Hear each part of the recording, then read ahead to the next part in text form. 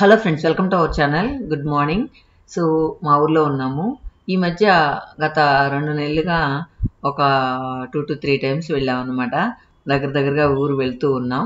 So Janaki అక్క, లక్ష్మి అక్క వాళ్ళ పిల్లల మ్యారేజ్లకి వాటికి. కానీ ముందులా అంత వీడియోస్ తీయట్లేదని చెప్పాను కదా, అందువల్ల కొన్ని బిట్స్ వాళ్ళ మ్యారేజ్ వీడియోస్ కూడా తీశాను. అది నెక్స్ట్ వీడియోలో లోడ్ చేస్తాను. సో మార్నింగ్ లైట్గా మంచు పడుతూ పక్షుల కిలకిలలు విలేజ్లో ఉంటేనే ఆ ఆహ్లాదమే వేరు కదా. అదేవిధంగా ఇప్పుడు ఏంటంటే మా ఊర్లో గుళ్ళో నుంచి సాంగ్స్ వినిపిస్తూ ఉన్నాయి. అందువల్ల నేను ఆ వాయిస్ తీసేశాను, లేకపోతే మీకు ఆ వాయిస్ చాలా న్యాచురల్గా చాలా బాగుంటుంది. తర్వాత మా ఇంట్లో ఒక అవ్వ ఉంది కదా, ఆ అవ్వకి కళ్ళేదో నీళ్లు వస్తున్నాయి, కళ్ళ నిండా నీళ్ళు వస్తున్నాయి, కొంచెం చెకప్ చేయించాలంటే తన్ని మా పక్కన ఒక 20 కిలోమీటర్స్లో ఒక ఊరుంటే అక్కడికి తీసుకెళ్తూ ఉన్నాం అనమాట.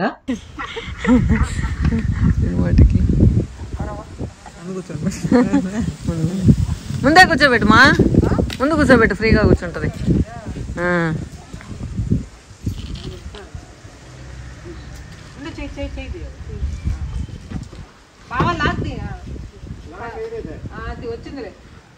కరెక్ట్, ఇలా వెనకాల పెట్టుకోవచ్చు.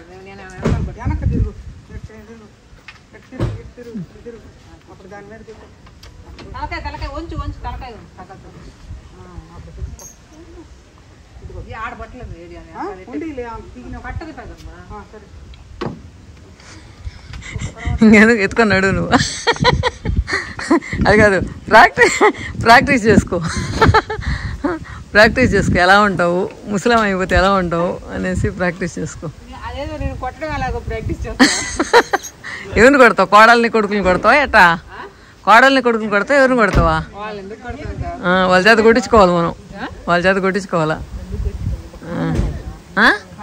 కాయలు ఉన్నాయి కానీ ఏంది అంత పుసురుగా ఉంది. అమ్మ రోజు ఒకటి తినమంటే ఒకటి పుసురుగా ఉంది.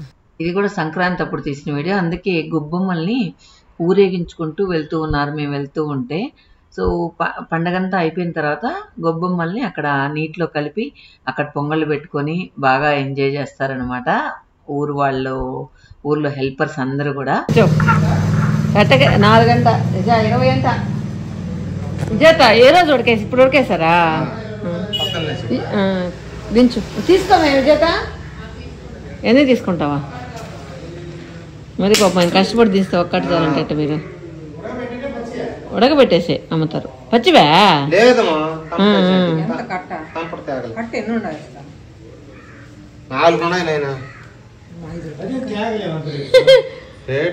సరే కానీ పాపం దించిన తీసుకోండి, ఎంతకంత సరే తీసుకోండి. నాకేసి కట్టలు లెక్కనేస్తారా? ఉడకబెట్టి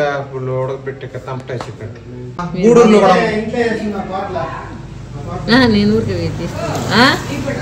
1 కట్ట 2 కట్టలు తీసుకోండి. నువ్వు నీకు 1 కట్ట, మాకు 1 కట్ట తీసుకో.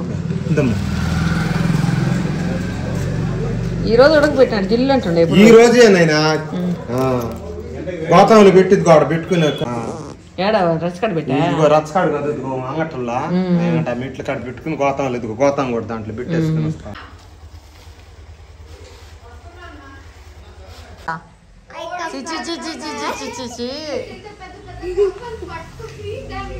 అదే పాప నీ మీదకి వేయడానికి వస్తున్నాడు.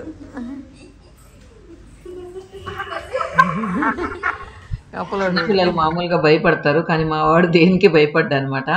తర్వాత మేము బెంగళూరు బయలుదేరుతూ ఉన్నాం. ఆ రోజు తీసిన వీడియో అన్నమాట ఇది, సంక్రాంతికి వచ్చి వెళ్తూ ఉన్నప్పుడు.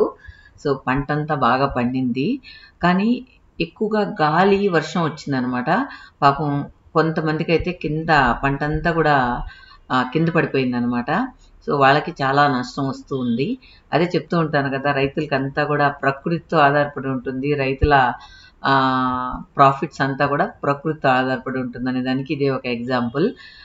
సో ఇక్కడైతే ఆ గాలి వీస్తూ ఉంటే ఆ పచ్చని పైరు గాలి అంటారు కదా, ఆ స్మెల్ అంతా చాలా బాగుంటుంది. ఇంకా వడ్లు పండే ముందు గ్రీన్గా ఉంటే ఇంకా నాకు ఇష్టం. వడ్లు పండక ముందున్న ఇదంతా కూడా చూస్తూ ఉంటే పచ్చదనం చాలా ఆహ్లాదంగా ఉంటుంది. అది నాకెందుకో ఇక్కడ ఒక ఫోటో తీసుకోవాలనిపించి మా వారిని ఫోటో తీయమన్నాను. సో మా వారికి అసలు ఫోటో తీయడం కానీ వీడియో తీయడం కానీ అస్సలు రాదు. చెప్పి తీయించుకోవాలన్నమాట.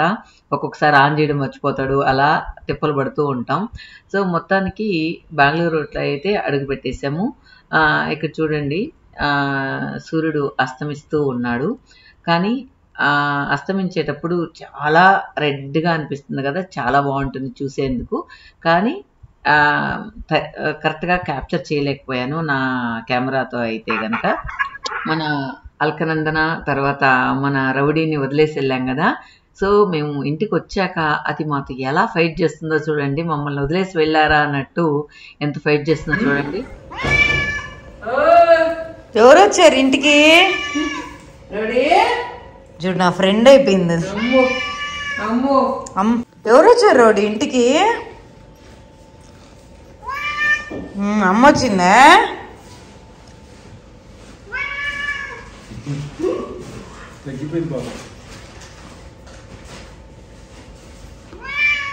అమ్మ నాన్న వచ్చినారు ఇంటికి. రోజు బిడ్డ బయట ఉందా? అది మమ్మల్ని మిస్ అయిన ఫీలింగ్ అయితే బాగా చూపిస్తూ ఉందన్నమాట. సో మేము బెంగళూరుకి వచ్చేసిన తర్వాత ఆ నెక్స్ట్ డే ఏం జరిగిందంటే నేను వాషింగ్ మిషన్ వేసేసి వెళ్ళాను. కానీ ఆ ట్యాప్ ఓపెన్ అయిపోయి ఇంట్లోకి వచ్చి అడుగు పెట్టగానే నేను బయట జిమ్కి వెళ్ళాను. జిమ్ నుంచి రాగానే ఇంట్లోకి వస్తే దాదాపు అన్ని రూములు కూడా పాదాలు మునిగేంత నీళ్ళు ఉన్నాయి. ఇప్పుడు ఆల్రెడీ తోసేశారనమాట. పాదాలు మురిగేంత నీళ్ళు లోపలికి అడుగు పెట్టగానే నాకు షాక్ అయింది. ఏంటబ్బా ఎక్కడి నుంచి వచ్చాయి నీళ్ళు అర్థం కాలేదు. ఎందుకంటే వాషింగ్ మిషన్ మనకు ఇంటికి అటువైపు ఉంది. కానీ ఆ డోర్ తీసినందువల్ల ఫుల్ వాటర్ అంతా కూడా వచ్చేసింది అనమాట. అన్ని బెడ్రూమ్లు హాల్ మొత్తం నిండిపోయింది. నాకు ఆ వాటర్ అంతా చూడంగానే ఒక్క నిమిషం మైండ్ బ్లాక్ అయిపోయింది. అసలు ఎట్లా ఈ వాటర్ అంతా బయట ఎలా పంపించాలి అనేది అర్థం కాలేదు. తర్వాత మా వాచ్మెన్ పిలిచా, ఏం చేద్దాం ఈ వాటర్, నాకు అసలు ఇలా తొయ్యొచ్చని ఐడియా కూడా రాలేదు. ఇవంతా ఎలా ఎత్తిపోయాలి బయట అనే ఐడియా మాత్రం వచ్చిందనమాట. ఎట్లా ఎత్తిపోయాలనేది మాత్రం షాక్లో ఉన్నా. తర్వాత మా సెక్యూరిటీ వచ్చి కడపల్లి నుంచి బయట తోసి ఇచ్చని చెప్పి తను ఇలా వైపర్తో క్లీన్ చేశారనమాట. అమ్మో నాకు కనీసం ఇంట్లో ఉన్న వాటర్ అంతా బయట పంపించేదానికి దాదాపుగా 2 hours పైన పట్టింది. అంత వాటర్ వచ్చేసింది అనమాట. ఎప్పుడు కూడా వాషింగ్ మిషన్ ట్యాప్ వచ్చి ఎప్పుడు ఊడిపోలేదు. కానీ ఏమైందో తెలియదు, మొత్తం ఊడిపోయి రచ్చ అయిపోయింది అనమాట. ఆల్రెడీ ట్రావెల్ చేసి వచ్చాము ఊర్లో నుంచి. అది కొంచెం టయర్డ్గా ఉంది. ఇంకా ఈ వాటర్ అంతా చూడంగానే ఇంకా నాకు నీరసం అయిపోయింది. ఎట్లో ఆ వాచ్మెన్ ఐడియా వల్ల అట్లీస్ట్ 2 hours పట్టినా 3 hours పట్టినా కూడా మొత్తం కూడా డ్రైన్ చేసేదానికి అంతసేపు పట్టిందనమాట.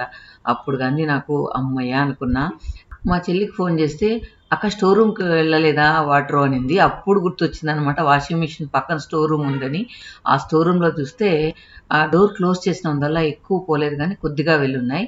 థ్యాంక్ గాడ్ రైస్ అంతా కూడా కుర్జీ మీద పెట్టున్నాం కాబట్టి రైస్ ఏం పాడవలేదు.